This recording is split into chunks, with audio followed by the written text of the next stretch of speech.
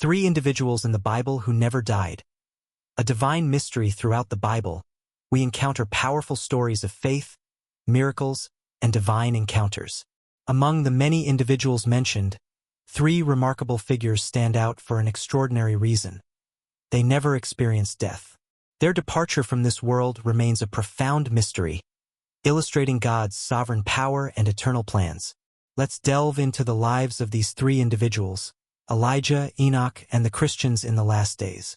1. Elijah, the prophet taken by a whirlwind during one of Israel's darkest periods. God called Elijah.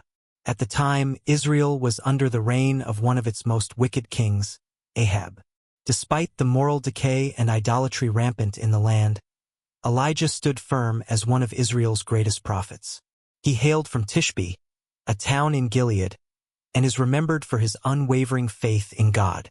Notably, Elijah's encounter with the prophets of Baal on Mount Carmel made him a household name as he proved to the people that the God of Israel was the true God. Elijah was a prophet unconnected to political power, and this gave him the courage to speak the truth without fear. His life was marked by incredible miracles, but the most remarkable moment came near the end of his earthly journey. He did not experience death. Instead, Elijah was taken up to heaven in a whirlwind.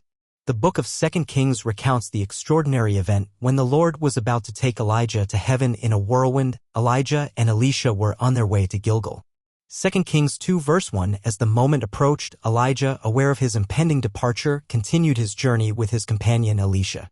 Along the way, Elisha refused to leave Elijah's side, despite Elijah urging him to stay behind at multiple points. The two men made their way from Gilgal to Bethel and then to Jericho, with Elisha steadfast in his loyalty. When they reached the Jordan River, a miraculous event occurred. Elijah took his cloak, struck the waters, and they parted, allowing both men to cross on dry ground. It was here that Elijah asked Elisha what he desired before he was taken away. Elisha replied, "Please let there be a double portion of your spirit on me." 2 Kings 2 verse 9. As they continued walking and talking, suddenly a chariot of fire with horses of fire appeared, and Elijah was taken up to heaven in a whirlwind, leaving Elisha behind. Elisha witnessed this divine event and cried out, "My father, my father." He then took up Elijah's cloak and continued the prophetic ministry, proving that God's work always carries on even after his servants leave the earth. 2. Enoch, a life of communion with God. The story of Enoch is unique and mysterious. Mentioned in the book of Genesis, Enoch is known for one thing above all. He walked faithfully with God.